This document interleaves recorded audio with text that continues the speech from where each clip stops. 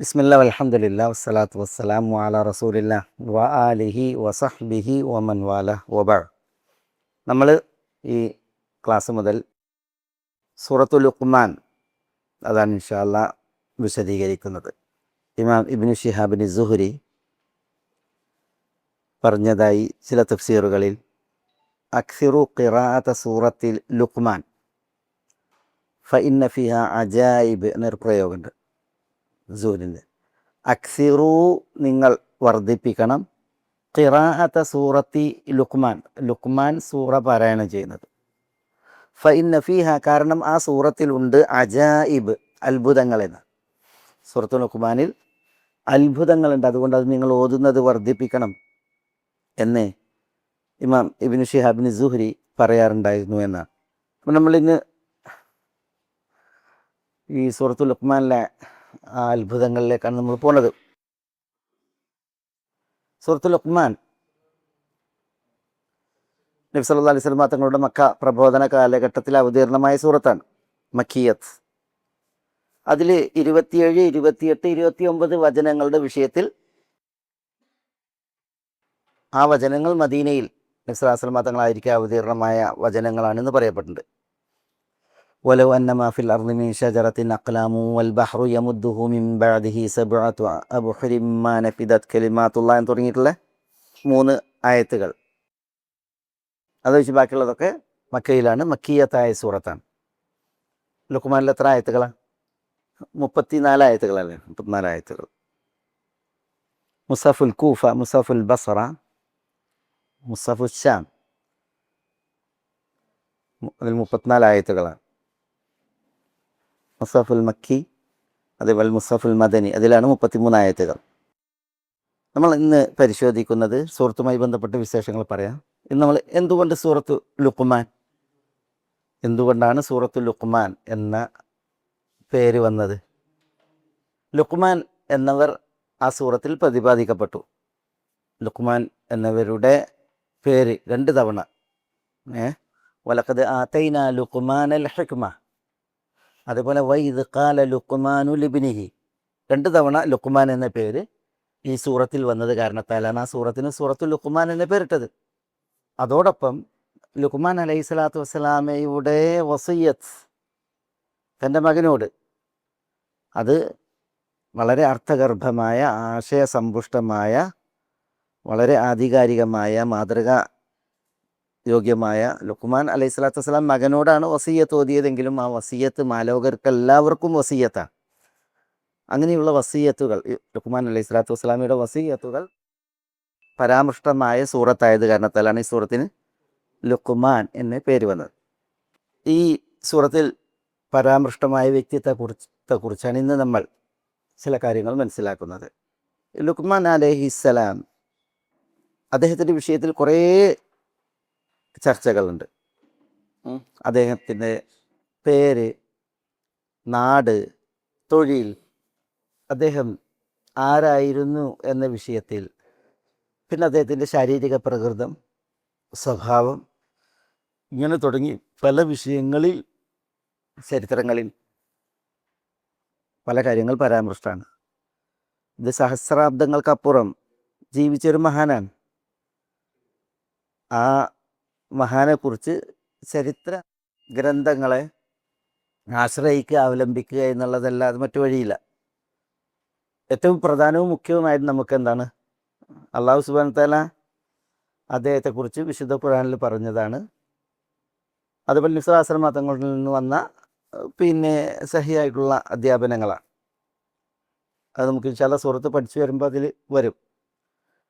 പക്ഷേ ഏറെക്കുറെ മുഫസ്സിറുകളൊക്കെ ഇദ്ദേഹത്തിൻ്റെ സൂറത്തിനെ തഫ്സീർ ചെയ്ത് തുടങ്ങുമ്പോൾ ലുഖ്മാൻ അലൈഹി സ്വലാത്തു വസ്സലാമയെ കുറിച്ചുള്ള വിഷയങ്ങൾ പറയും. അപ്പോൾ അതാണ് നമ്മൾ ഇന്ന് ചില കാര്യങ്ങൾ മനസ്സിലാക്കുന്നത്.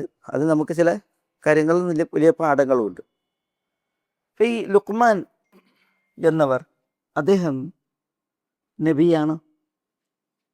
അതല്ല, അദ്ദേഹം ഒരു വലിയാണ്? നബിയാണെന്ന് അഭിപ്രായപ്പെട്ടവരുണ്ട്. ആമിറു ഷാബിയും ഇക്രിമ മൗല ഇബ്നു അബ്ബാസും ഇദ്ദേഹം നബിയായിരുന്നു എന്നുള്ള അഭിപ്രായക്കാരാണ്. പക്ഷേ മഹാഭൂരിപക്ഷവും ഇദ്ദേഹം നബിയല്ല, അദ്ദേഹം ഒരു വലിയുൻ സാലിഹ്, ഒരു സൽവൃദ്ധനായ വലിയായിരുന്നു എന്നുള്ളതാണ്. ഇബ്നു അബ്ബാസ് റളിയല്ലാഹു തആല എന്ന് പറഞ്ഞത് അദ്ദേഹം ഒരു ഖാദിയായിരുന്നു, വലിയായിരുന്നു എന്നുള്ളതാണ് കൂടുതൽ പണ്ഡിതന്മാരുടെയും പക്ഷം. അദ്ദേഹം ദാവൂദ് അലൈഹി സ്വലാത്തു വസ്സലാമയുടെ സമകാലീനനായിരുന്നു എന്ന് പറയപ്പെട്ടിട്ടുണ്ട്. ദാവൂദ് അലൈഹി സ്വലാത്തു വസ്സലാം ഇവിടെ ജീവിക്കെ ഇദ്ദേഹം ദാവൂദ് അലൈഹി സ്വലാത്തു വസ്സലാമയുടെ അടുക്കലേക്ക് ഷാമിലേക്ക് വന്ന ചരിത്രമുണ്ട്. ഇദ്ദേഹത്തിൻ്റെ അസിൽ ഇദ്ദേഹം നൗബക്കാരനാണ്. നൗബ എന്ന് പറഞ്ഞത്, നൗബ എന്ന് പറയുന്ന നാട് ഏതാ? ആഫ്രിക്ക, ഈ മിസറിൻ്റെ, മിസറിൻ്റെ തെക്ക് സുഡാൻ ഭാഗത്ത്, ഇന്നത്തൊക്കെ സുഡാനിലായിരിക്കാം, ഒരു പർവ്വതമുണ്ട്, അതാണ് നൗബ. അവിടെയുള്ള ആളുകൾക്കാണ് നൗബി എന്ന് പറയാം, നൗബക്കാരൻ. ചിലർ പറഞ്ഞത് ഇദ്ദേഹം ഹബശക്കാരനാണെന്നാണ്. ഹബശ എന്ന് പറഞ്ഞാൽ നൗബ എന്ന് പറഞ്ഞെങ്കിലും ഏകദേശം ആ നാട്ടുകാരൻ, ആ ഭാഗത്തുള്ള ആഫ്രിക്കൻ നാട്ടുകാരനാണ്. ഇദ്ദേഹം ഒരു അടിമയായിരുന്നു. സ്വതന്ത്രനാണെന്ന് പറഞ്ഞവരുണ്ട്, പക്ഷെ അടിമ എന്നുള്ളതാണ് ശരി. ഇബ്നു അബ്ബാസ് റളിയല്ലാഹു അൻഹു പറഞ്ഞത് ഇദ്ദേഹം ഒരു അബ്ദ്, അടിമയായിരുന്നു എന്നുള്ളതാണ്. അടിമയാണ്. അടിമയാകുമ്പോൾ ഉടമക്ക് തൊഴിലെടുത്ത് ജീവിക്കുന്ന ആളാണ്. പക്ഷേ ലുഖ്മാൻ എന്നവരുടെ ഉടമ ലുഖ്മാനിൽ അസൂയാലുവായി. കാരണം എന്താ? ഈ അടിമയെ തേടി ആളുകൾ വരും, ഉടമയെ തേടി ആരും വരില്ല. അപ്പം അടിമയോട് ചോദിക്കുകയാണ് ഉടമ, എന്തുകൊണ്ട് താങ്കളെ തേടി ആളുകൾ വരുന്നു? ഞാൻ ഉടമയായിട്ടും എൻ്റെ അടുക്കൽ ആരും വരുന്നില്ല. അപ്പോൾ ലുഖ്മാൻ എന്നവർ അദ്ദേഹത്തോട് പറഞ്ഞു എന്നാണ്, തർക്കുക യാനീക് വൻഷിഗാലുക ബിമാ ലാ യാനീക് യുബ്ഇദുൻ നാസ അൻക്, തർക്കി മാ ലാ യാനീനി വഫിഅലി മാ യാനീനി ജാ അന്നാസ് യതീനി.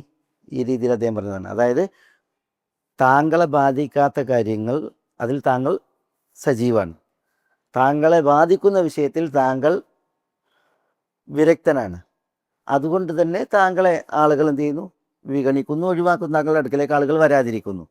എന്നാൽ എന്നെ ബാധിക്കാത്ത വിഷയങ്ങളിൽ ഞാൻ വ്യാപൃതനല്ല, എന്നെ ബാധിക്കുന്ന വിഷയത്തിൽ ഞാൻ വ്യാപൃതനാണ്.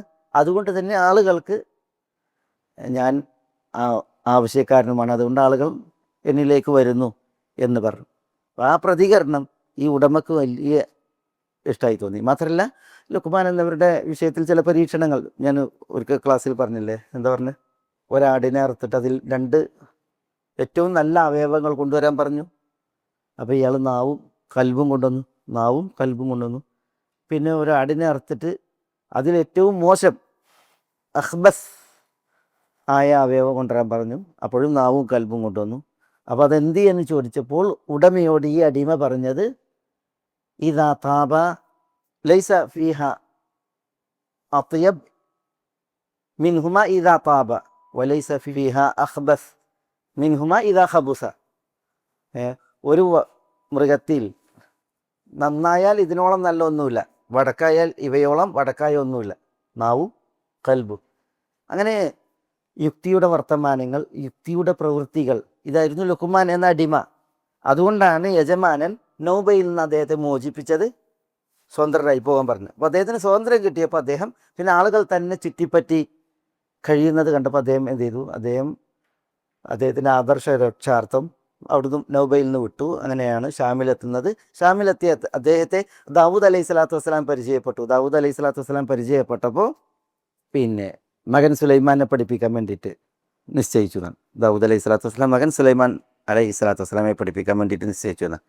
ഈ ദാവൂദ് അലൈഹി സ്വലാത്തു വസ്സലാമയും അദ്ദേഹത്തിൽ വലിയ സ്വാധീനത്തിലായി എന്ന് പറഞ്ഞിട്ടുണ്ടെങ്കിൽ, ദാവൂദ് അലൈഹി സ്വലാത്തു വസ്സലാം ഈ അത്ഭുത പ്രവൃത്തികളുണ്ട്, മോജിസത്തുകൾ, അദ്ദേഹത്തിൻ്റെ മോജിസത്തുകളിൽപ്പെട്ടതായിരുന്നു വഅലന്ന ലഹുൽ ഹദീദ്.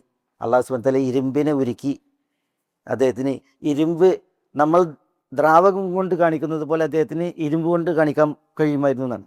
ഇരുമ്പ് ഖരവസ്തുവാണ്, പക്ഷേ നമ്മൾ ദ്രാവകം എങ്ങനെയൊക്കെ ഉപയോഗിക്കുന്നു അതേപോലെ ദാവൂദ് അലൈഹി സ്വലാത്തു വസ്സലാം ഇരുമ്പ് ഉപയോഗിക്കുമായിരുന്നു എന്നാണ്.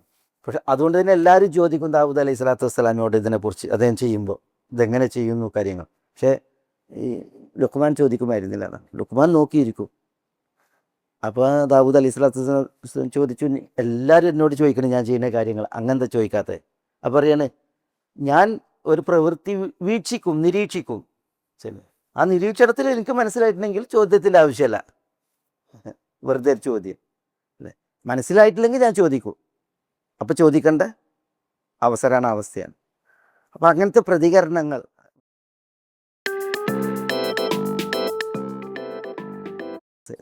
അതാണ് ഈ ലുക്മാൻ അലൈഹി സ്വലാത്തു വസ്സലാമയെ ദാവൂദ് അലൈഹി സ്വലാത്തു വസ്സലാം മകനെ അധ്യാപകനായിട്ട് നിശ്ചയിക്കാൻ കാരണമായത് എന്നൊക്കെ ചരിത്രത്തിൽ വായിക്കാം.